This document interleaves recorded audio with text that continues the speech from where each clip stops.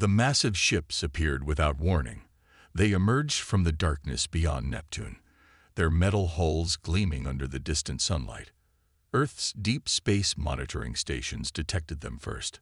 Hundreds of vessels, each larger than any spacecraft humans had ever built. Commander David Miller stood in the Pentagon's control room, his eyes fixed on the main screen. The coffee in his hand had gone cold hours ago, forgotten in the chaos of the moment. Around him, military personnel rushed between stations, their voices a mix of controlled panic and professional restraint. "Sir, the alien fleet has passed Jupiter's orbit," reported Lieutenant Anna Smith, her fingers dancing across the keyboard. "Their current speed suggests they'll reach Earth in approximately 72 hours. Miller nodded, his weathered face showing no emotion. 25 years in the military had prepared him for many things, but first contact with an alien civilization wasn't one of them. Or at least, that's what most people thought. The emergency meeting of the United Nations Security Council was already in its 6th hour. Representatives from every major nation sat around the table, their faces illuminated by the soft blue glow of their screens. The atmosphere was tense as they watched the incoming fleet's progress. "The alien vessels are broadcasting something," announced General Thompson, his voice cutting through the murmur of conversations. "Our computers are decoding it now." The message came through in perfect English, transmitted simultaneously in every major language on Earth. The voice was artificial, clearly computer-generated, but the meaning was unmistakable. "People of Earth, this is Admiral Marcus of the Galactic Empire. Your planet has been chosen for integration into our empire. Surrender now, and you will be allowed to serve as a protectorate state. Resist, and we will take your world by force. You have 24 hours to respond." In orbit, the International Space Station's crew captured the first clear images of the alien ships. They were beautiful in a terrifying way. Sleek vessels of dark metal and pulsing energy, arranged in perfect formation. The smallest was the size of an aircraft carrier, the largest bigger than Manhattan. Back on Earth, panic began to spread. Despite government's best efforts to maintain calm, videos of the alien fleet leaked online. Streets in major cities filled with people, some rushing to stock up on supplies, others gathering in churches and temples, and many simply standing in crowds, staring up at the sky. Miller watched it all from the Pentagon's command center, his expression still unreadable. When his secure phone buzzed, he answered it immediately. "It's time," said the voice on the other end. "Protocol Omega is authorized. Open the bunkers." Miller allowed himself a small smile. "Understood, Mr. President." Beneath the surface of the Earth, in deep underground facilities scattered across every continent, lights began to come on. Massive doors that hadn't moved in decades slowly opened. In the Nevada desert, a mountain literally split apart, revealing the vast hangar. Similar scenes played out in the Urals, the Australian outback, beneath the Amazon rainforest, and in dozens of other locations. "Send word to all commands," Miller ordered. "Wake up the Guardians." Lieutenant Smith's eyes widened as she received reports from around the globe. "Sir, all facilities report ready status. The defense grid is powering up." The alien fleet continued its approach, unaware that Earth was not the primitive planet they believed it to be. In underground bases, personnel removed dust covers from advanced weapon systems that had been waiting for this day.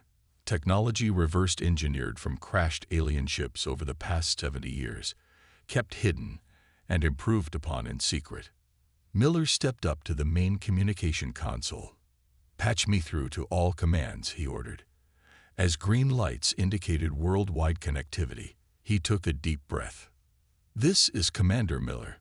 For decades, we have prepared for this moment.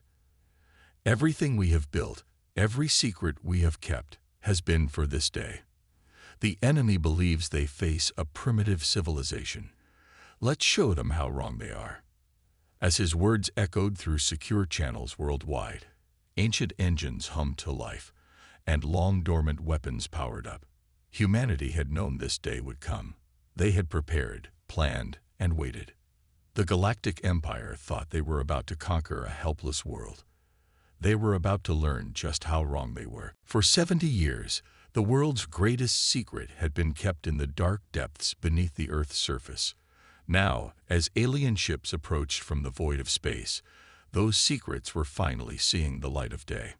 Commander Miller stood in the vast underground chamber of Base Alpha, located 2 miles beneath the Nevada desert. Around him, engineers and technicians worked with practiced efficiency, powering up systems that most of humanity didn't know existed. Status report, Miller called out, watching as the massive holographic display came to life, showing the positions of both Earth's hidden defenses and the approaching Imperial fleet. All systems are green, reported Captain John White, his hands moving across the control panel. The quantum shield generators are at full power.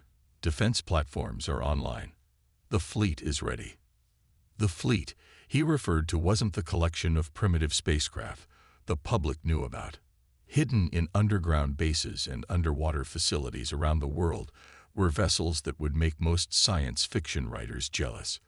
Ships built using technology from recovered alien crafts, enhanced by decades of human innovation. Above them, the mountain began to split apart, its massive doors revealing the star-filled sky. Similar scenes played out at bases worldwide. In the Sahara Desert, the Siberian wilderness, the Australian outback, and beneath the Pacific Ocean. "Sir," called Lieutenant Smith over the secure channel from the Pentagon. "The President is ready to make the announcement." Miller nodded. It was time for humanity to show its true face. On television screens, radio stations, and internet feeds worldwide, the President of the United States appeared.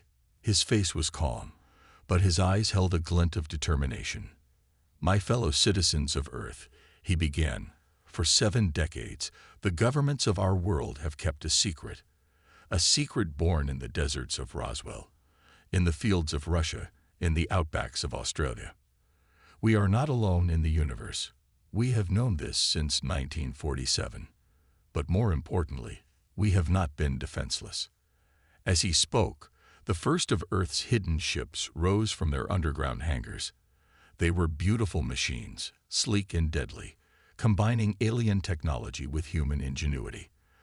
The public watched in awe as vessel after vessel emerged from hidden bases worldwide.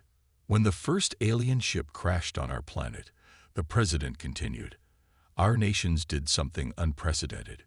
We came together. While the world saw us competing in a space race, we were actually working together, preparing for this very day." In Base Alpha, Miller watched as his flagship, the EDS Defender, powered up its engines. The ship was a masterpiece of engineering, nearly a mile long and equipped with weapons that could split atoms at a quantum level. "The quantum drive is stable," reported Chief Engineer Thompson. "All weapons systems are online. We're ready to fly, sir." Around the world, similar reports came in. Earth's hidden fleet, over 300 ships strong, was ready for battle.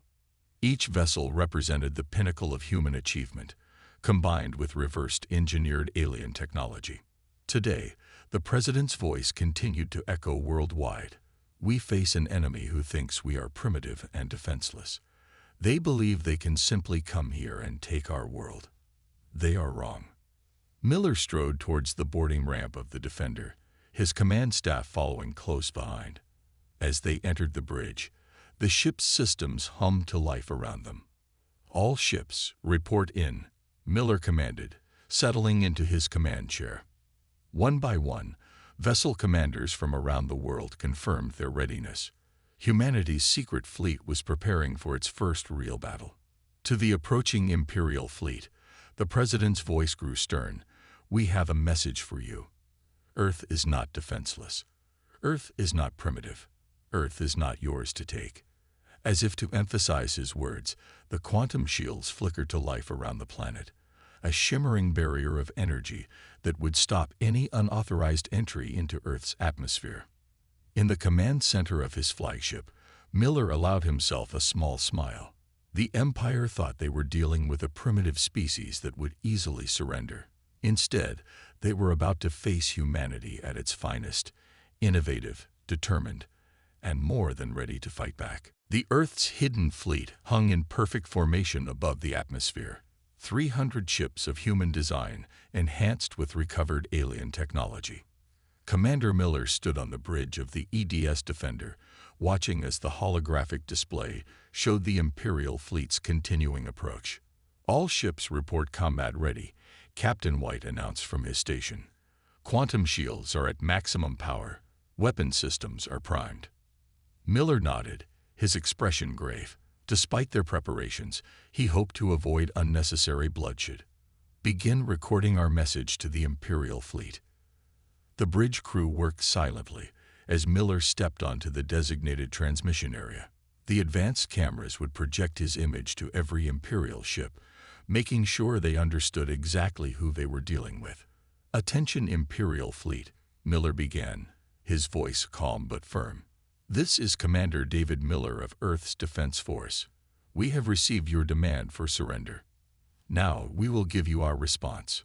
He nodded to Lieutenant Smith, who activated a series of pre-recorded videos.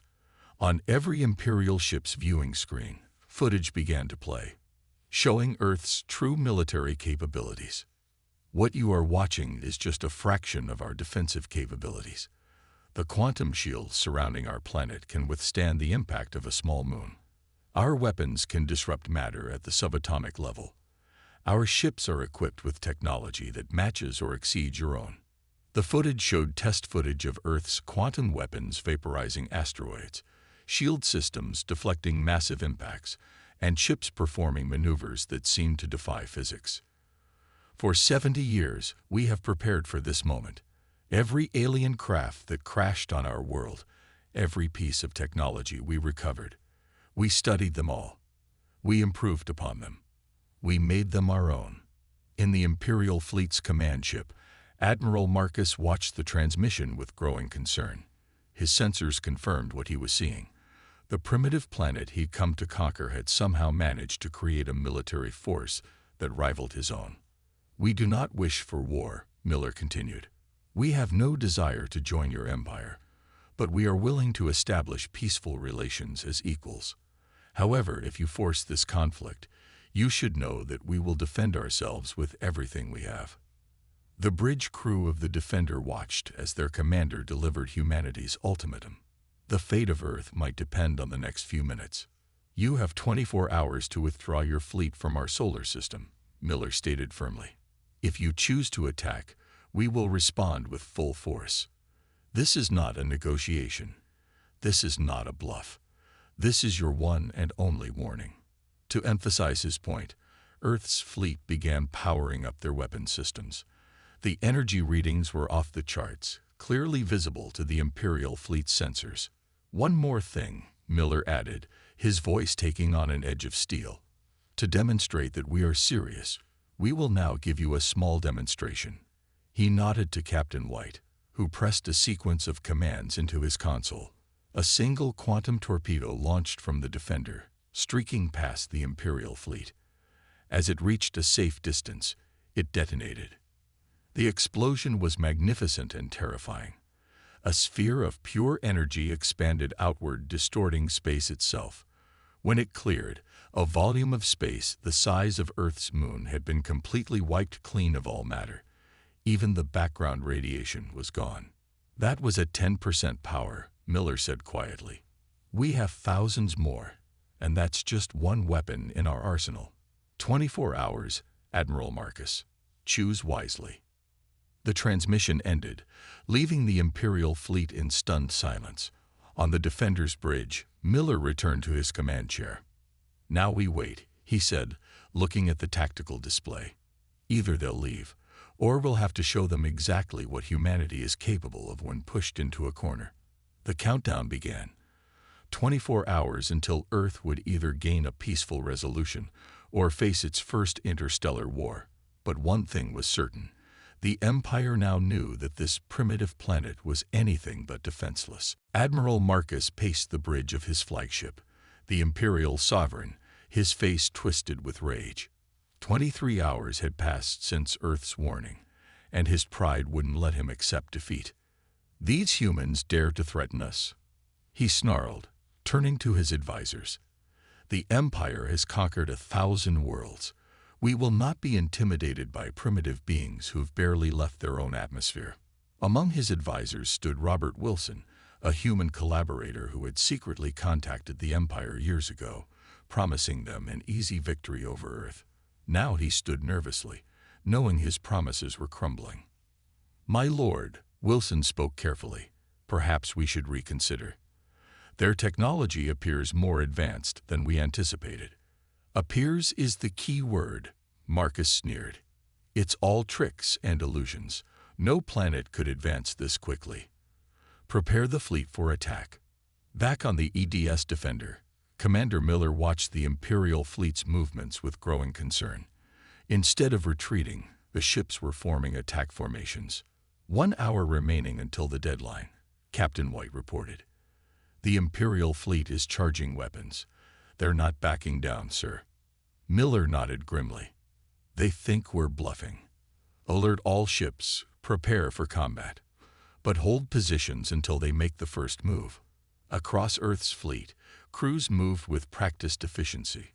Weapon systems hummed to life, shields strengthened, and pilots sat ready in their fighters.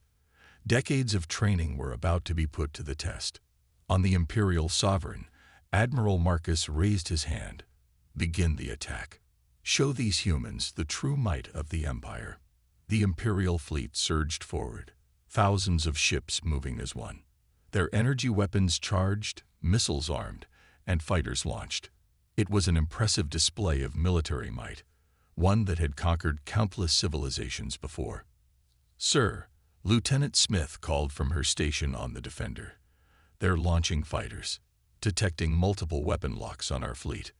Miller stood from his command chair, his voice carrying across all Earth's communication channels. "All ships, hold position. Let them make the first move. But when they do," he paused, his eyes hardening, "show no mercy."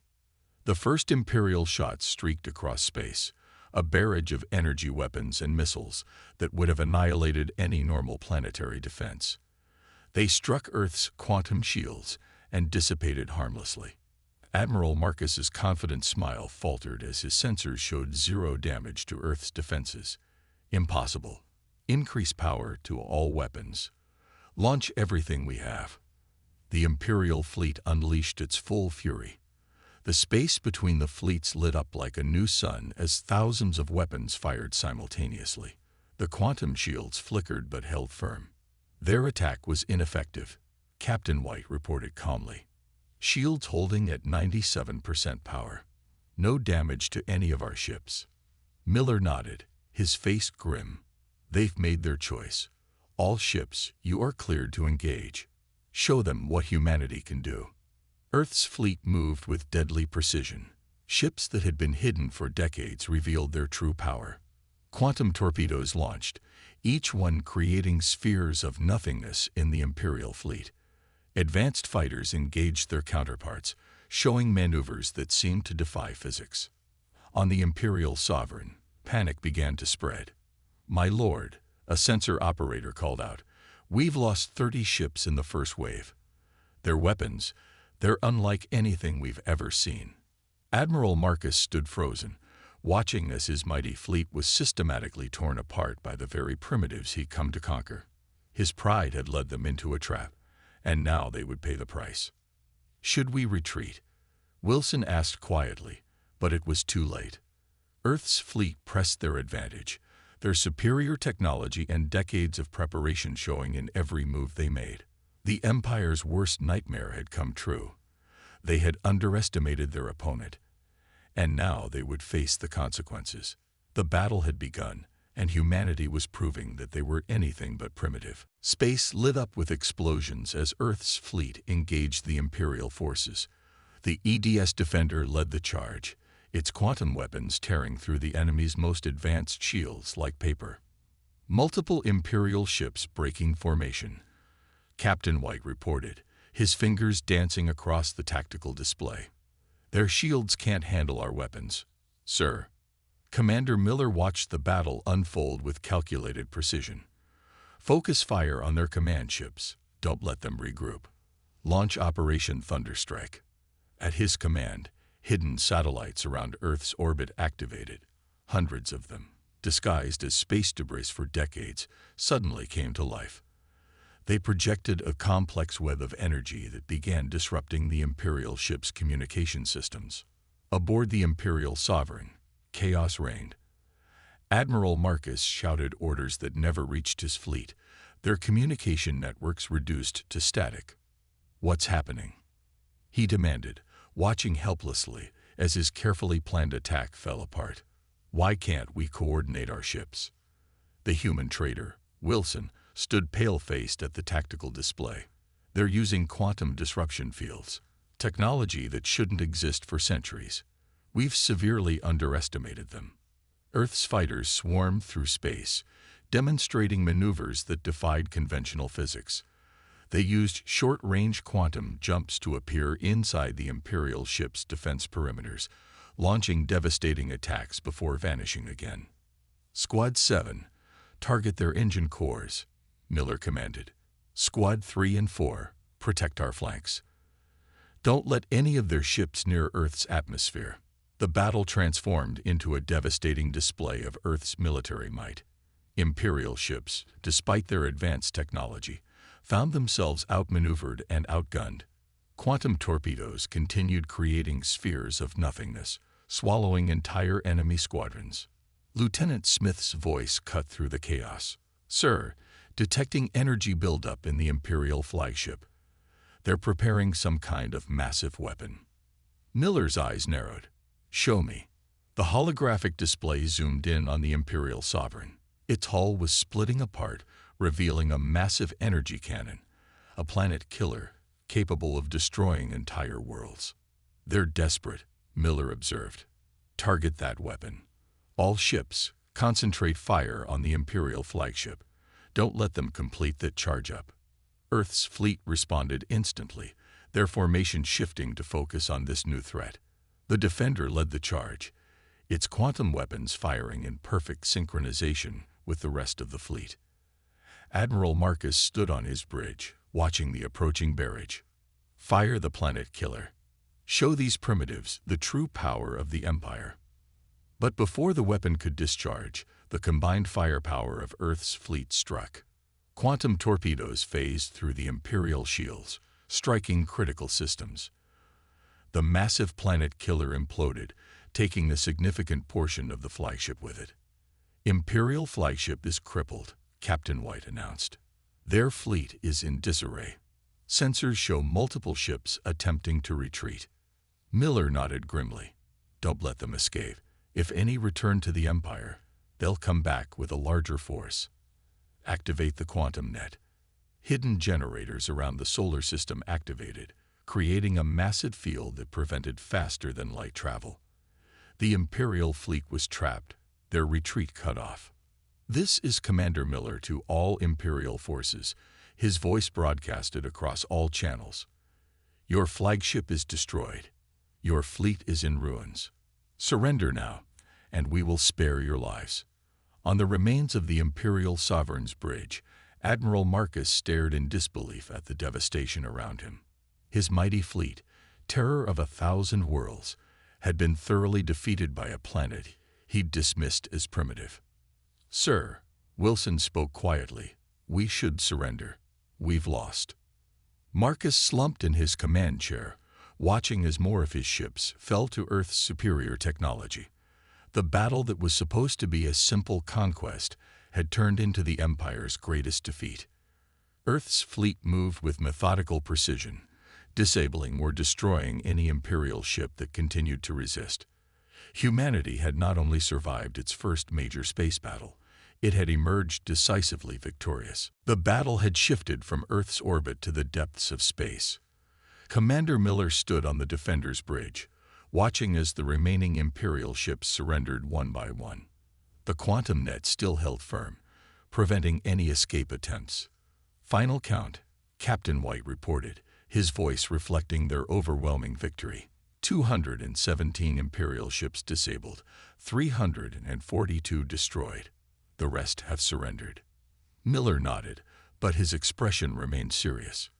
Begin boarding operations. I want every piece of their technology studied. And bring Admiral Marcus to the Defender. It's time we had a chat.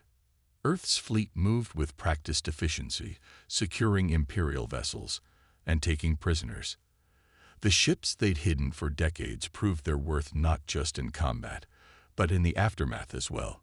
"Sir," Lieutenant Smith called out, "we're detecting data transmissions from the captured ships. They're trying to send messages back to the Empire." "Let them," Miller replied, surprising his crew. "In fact, make sure those transmissions get through. The Empire needs to see exactly what happened here." On the ruins of the Imperial Sovereign, Admiral Marcus stood in chains as Earth's Marines escorted him to a transport. His once pristine uniform was torn and stained, much like his pride. "I don't understand," he muttered as they led him aboard. "How did you advance so quickly?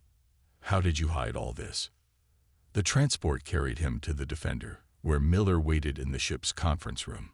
The vast window showed Earth below, beautiful and untouched by the battle that had raged around it. "You see, Admiral," Miller spoke as Marcus was brought in, "humanity has a unique trait. When we find something new, we don't just use it, we improve it. Every piece of alien technology that crashed on Earth, we studied it, enhanced it, made it better." Marcus looked up, his eyes showing a mix of fear and respect. "The Empire will not stand for this. They will send more ships." Miller smiled coldly. "That's exactly what we're counting on. Lieutenant Smith, show him." The room's holographic display activated, showing Earth's fleet moving beyond the moon. But they weren't retreating. They were advancing. Hundreds of ships, powered by technology the Empire couldn't match, heading toward Imperial space. "We've learned the locations of your nearest colonies from your ship's databases," Miller explained. "And now we're going to liberate them. The Empire's days of conquest are over." The human trader Wilson, also in chains, watched in horror. "You're going to attack the Empire. That's suicide." "No," Miller corrected him. "We're going to give other worlds the same choice the Empire gave us, but with one difference. We're offering freedom, not subjugation." Earth's fleet divided into 3 massive battle groups. The first would remain to defend Earth. The second would secure the nearby Imperial colonies. The third, led by the Defender, would push toward the Empire's core worlds. "All ships, prepare for quantum jump," Miller commanded. The Empire thought they could make Earth a cautionary tale. Instead, we'll become a symbol of hope for every world they've conquered. The fleet's engines hummed to life, their enhanced technology allowing them to break through the Empire's supposedly unbreachable defenses. The quantum net deactivated, but only for Earth's ships. "You'll never succeed," Marcus warned. "The Empire's full might will crush you." Miller turned to him, his expression determined. "The Empire has never faced anything like us. We're humanity. We don't just fight back, we revolutionize warfare itself. Your Empire is about to learn why Earth should have been left alone." With a flash of energy, Earth's fleet vanished into quantum space, leaving their home behind. They carried with them humanity's message to the galaxy. Freedom was possible, and Earth would help achieve it. The tables had turned. The Empire had come to conquer Earth, but instead, Earth was about to liberate the galaxy. The hunter had become the hunted. 3 months after Earth's first contact with the Galactic Empire, the galaxy had changed forever. Commander Miller stood on the observation deck of the EDS Defender, watching as representatives from a dozen liberated worlds gathered in the ship's main conference chamber. "Final report from the frontier," Captain White announced, handing over a datapad. "The last Imperial stronghold in this sector has surrendered. Their quantum barriers couldn't withstand our enhanced weapons." Miller nodded, scanning the report. Earth's campaign had been swift and decisive. The Empire, for all its size and power, had never faced an enemy that could match and exceed their technology. Status of the liberated colonies? Miller asked, turning away from the viewport. Thriving, sir, Lieutenant Smith replied. Our engineers have helped them disable the Empire's control systems. They're forming their own independent alliance with Earth's guidance. The conference room below filled with delegates from worlds that, until recently, had been under Imperial control. Some were human-like, others completely alien, but all shared one thing: freedom, thanks to Earth. Commander, a voice called from the doorway. The Imperial delegation has arrived. Miller straightened his uniform. This was the moment they'd fought for. The Empire, reeling from successive defeats, had finally requested peace talks. The Imperial representatives entered the conference chamber, led by a new admiral who had replaced Marcus. Their once proud demeanor was gone, replaced by a cautious respect. People of Earth, the Imperial Admiral began, his voice carried through translation devices. We come seeking peace. The Empire recognizes Earth and its allies as sovereign powers. Miller stepped forward to address the gathered delegates. Peace is possible, but only with conditions. The Empire will withdraw from all occupied worlds. Every civilization must be free to choose its own path. The holographic displays showed the current state of the galaxy, where once the Empire's territory had stretched uncontested. Now a new alliance of free worlds had emerged, with Earth at its center. Your terms are acceptable, the Imperial Admiral conceded. The Empire cannot continue this costly war. But tell us, how did Earth advance so quickly? How did you defeat our best technologies? Miller smiled slightly. Because you gave us no choice. Humanity's greatest strength isn't our technology. It's our ability to adapt, improve, and overcome. Every piece of Imperial technology we captured, we made better. Every strategy you used, we countered. We didn't just learn from you. We surpassed you. The delegates murmured in agreement. Many of their worlds had similar stories: hidden resistance, secret advances, waiting for the right moment to break free. From this day forward, Miller continued, the galaxy will be different. Not an empire ruled by force, but an alliance of free worlds. Earth will share its advances, help others defend themselves. Never again will one power dominate through fear. Captain White approached with another report. Sir, more worlds are requesting to join the alliance. The Empire's grip is crumbling across all sectors. The Imperial Admiral watched in resigned acceptance as his Empire's former territories, one by one, declared their independence. The mighty Galactic Empire, which had ruled for centuries, had been undone in just 3 months by a planet they'd thought primitive. Let this be recorded in history, Miller addressed the gathering. Earth didn't just defend itself. We changed the galaxy, not through conquest, but by offering hope. Not through subjugation, but through liberation. The conference ended with the signing of the Galactic Concordat, a new agreement ensuring the independence of all worlds. The Empire, reduced to a fraction of its former size, became just one power among many. As the delegates departed, Miller returned to the Defender's viewport, looking out at the stars. Humanity had faced its greatest challenge and emerged not just victorious, but transformed. Earth was no longer a hidden jewel in the cosmos. It was a beacon of freedom, a defender of the oppressed, a new power that had reshaped the galaxy. The Empire had set its sights on Earth, expecting an easy conquest. Instead, they had awakened a force that would change the universe forever. The end.